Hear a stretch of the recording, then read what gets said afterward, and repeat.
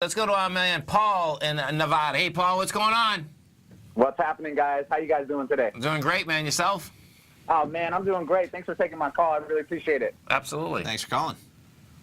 Man, so yesterday I've been trading. I know Tom likes to trade the TVIX, but I like to trade the UVXY. To me, it moves a little bit better. But underlying is pretty much the same deal. And right now it looks like it's getting ready to go again. But last night I got that text message from CNBC that the XIV had crashed by 90%. Yeah. So I opened up my chart and I look at the SVXY, which is the opposite of this UVXY. It closed at 71 and it was trading at 1470. Wow. And I usually like to short that vehicle, but my question is this: do you think that it's gone? It's going to blow up? Because this is what I heard this morning. Now this is the Pro Shares one, right? So the Pro Shares, this is halted, but the Pro Shares come out and said that they are not going to. Here it is, right top, here. Sure.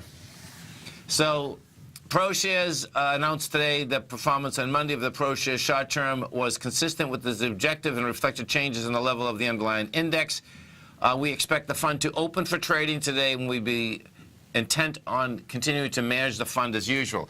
Now, they said that when I was on the way in. I heard that, but yet the stock's not trading. I was just going to say, I mean, that's a PR release, just to keep things in perspective, okay? I mean, of course, you know, they're going to say everything is good until they say they're going to recall it. Just to put things in perspective, right, Paul? I mean, keep that in mind, you know? I mean, they're never going to say, hey, we might call this depending how the day goes, because that would obviously inspire it to go haywire. They would, and it's approaching, what time is it? It's past 10:30 and it's still halted. What is that symbol again? SVXY. SVXY. It's a trip with this UVXY. It opened up this morning, sold off pretty much all the way down to the 9 EMA on the daily, went a little bit lower, and then this candlestick is just looking ridiculous. And so, right now. This candlestick turns green. And well, look at this, Paul, as you're looking at this, and there's no doubt you had saying that last night that it was trading at 14. This closed at 71. They're saying that last night the NAV was $3.96. I mean, that looks identical to it does. The 90% loss on the other one. Yeah, the XIV. Right. So if the underlying fundamentals look similar to the USB one that just got recalled, I would at least be wary that you got to keep that as a possibility, even if they're coming out this morning and saying that they're okay. It's something you got to keep in mind, man, at least to realize that risk is definitely out there when you're talking about a similar product, similar net asset value, similar collapse in terms of price. You know, and I'm sure these are quite complex instruments, and so who really knows when they put out a press release like that? So some hedge funds might be blowing up here the next couple days. I mean, if they're really stacking on the short VIX. Yeah, I mean, this one had a market cap of about 1.3 billion. The XIV had about 1.9. Yeah, it was 1.9 as it closed yesterday. So you're still only talking about $3 billion, and you know, a lot of that, at least half of it's going to be absorbed by the investors in it. You know, whether that is some of the hedge funds, but then, you know, the brokerages might have to be picking up the other half of it. Right.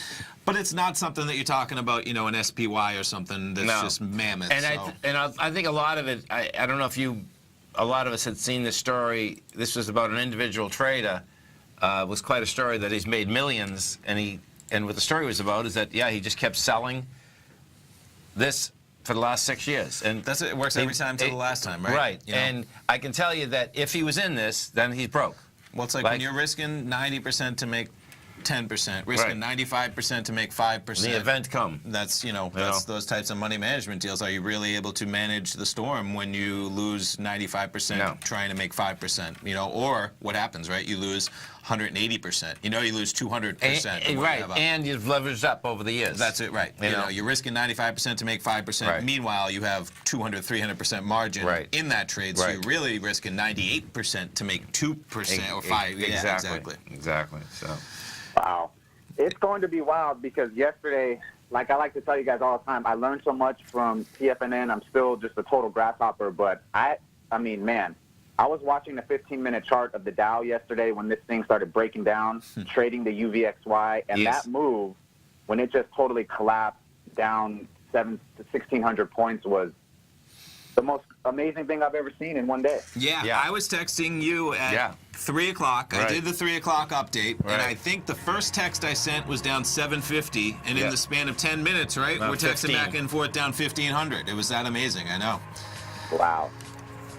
Cooking, brother. Well, all right. Well, Thanks see for what the happens. call, Take care, Paul. guys. Have a good one. Have a great one, man.